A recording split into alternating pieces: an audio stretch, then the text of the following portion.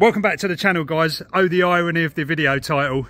This is my Renault Twizy, fully electric. We're going to go for a ride and we're going to talk about some stuff. I've got to say, guys, I absolutely love this little electric vehicle. It is just so much fun.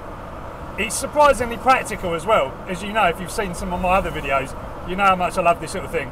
Anyway, today I want to talk about something that has it kind of just bothers me really at the moment with the whole situation with electric vehicles.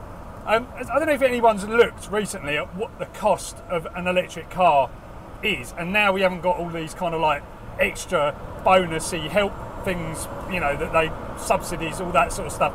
We haven't got any of that happening now in the UK, so they're even more expensive. And I just think they're an absolute con, because you're getting less of a car. You're actually getting less of a car now than you had previously.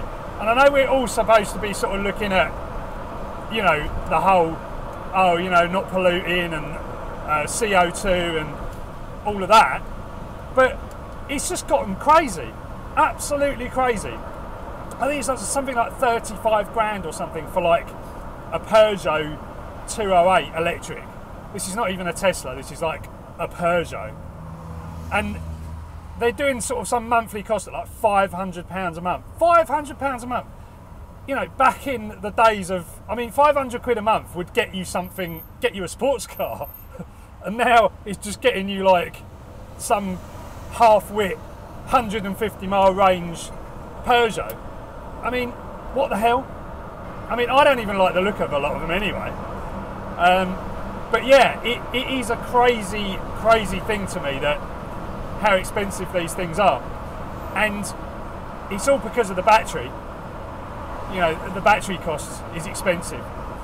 And added to all of this, the actual range of the things is terrible. So you're getting less of a car. Whereas you could fill up a car with petrol, you know, that nasty stuff that everyone, you know, decides that they hate now. You know, you could fill up a car and get like 300 miles or something like that, like I do on my Audi TT. I fill it up and it says 340 miles, and it's pretty much, maybe I'll get 300 to a tank if I drive normally. And you know, you go on these websites, like you go on like the car makers' websites, like Peugeot, say Peugeot as an example, and they've got sliders on there, and you can set how many, you know, what's your speed, what speed are you going to be doing, what's your average speed, what's your, you know, what's the temperature outside. So obviously in the UK that slider's right down the bottom somewhere. And then when you do that, you literally find that your range has gone down to like 120 from nearly 200 to start with. So yeah, it's absolutely nuts. And if you step up to something else like a Tesla, which you're seeing hundreds of these cars about now, just literally like almost sort of like being dumped on the market by lease companies and company cars. Yeah, you're literally seeing, like, you know, you're getting a good range out of those things, but for the rest of them, no, it's just not like, it's not viable. And they're even saying now that you know, the cost to produce these things, they produce, I think Volvo said that it was like nearly 70% more carbon is produced by creating the batteries for their electric vehicles anyway. So what's the point? You've also got rising electricity costs. The public charging system is an absolute nightmare. I mean, I'm sorry, but I'm driving around this, and this is actually what I would call the sweet spot for electric vehicles, because it's a little bit heavier than a motorbike, well, quite a lot, but it's not taking anywhere near as much energy to move as something like a, you know, like a larger car, like an SUV. So right now, if anyone says to me, should I buy an electric car, I just say no, because right now, battery side of things is not, it's just not viable. It's not viable to do, not from a cost perspective. You know, the only reason you'd buy an electric vehicle now is if you lived in an area where, you know, there's emissions restrictions, or you get one as a company car and that's absolutely fine. But are you going to pay 35 grand on a car with 120, possibly, theoretically, like it could be as low as 120 to 130 miles range, and you're not going to be able to drive to Cornwall, you're not going to be able to do all these things. The public, you can't trust the public charging infrastructure. And I know Tesla has sort of announced that it's going to be doing this thing where they're going to share their public, their charging network. They're going to open it up to like Ford and things like that. But even so, it's just not. You're getting less of a car. You're getting less of a car than you had before. So I would either buy a hybrid, or I'd just keep what I've got. And that's the other thing. Keeping what you've got is, you know, that car's already done its damage. It's already been manufactured.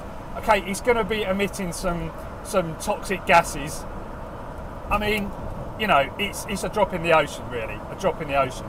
If you use that car just for your long journeys, and then you looked to other methods of transportation for, like, getting to work, getting to, you know, getting up, going to the shops, that sort of stuff, then that's really sensible. Jump on an e-bike.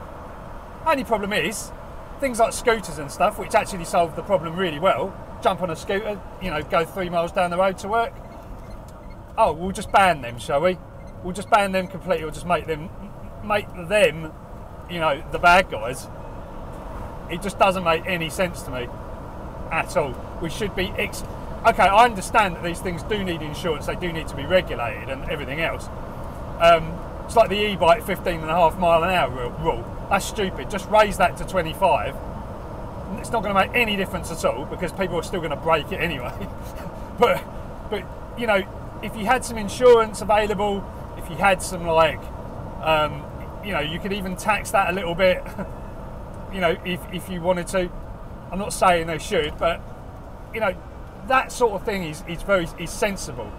Not just bombarding the market with new electric vehicles that are just going to be out of date in the next few years, when we're going to see solid state batteries, and the range is going to increase, the weight is going to be right down. So, you know, it is not sensible to spend your own money on an electric car right now. We should all be driving smaller stuff like this, or bikes. You know, if bikes aren't convenient, things like this. I'm not saying this exact car, but smaller stuff. Take it back, go back to the old school, make things smaller. When you put this alongside a Mini, like the old Mini, it's not actually that much. There's not actually that much difference between the size. You know, you'd have less parking problems, you'd have less congestion, more cars would be able to fit on the road. Why aren't we doing that? Anyway, guys, those are my thoughts. Let me know what you think in the comment. Sorry, this has been a bit of a rant, a bit of a negative rant, but yeah, it just bothers me. Anyway, guys, catch you later. Case in point,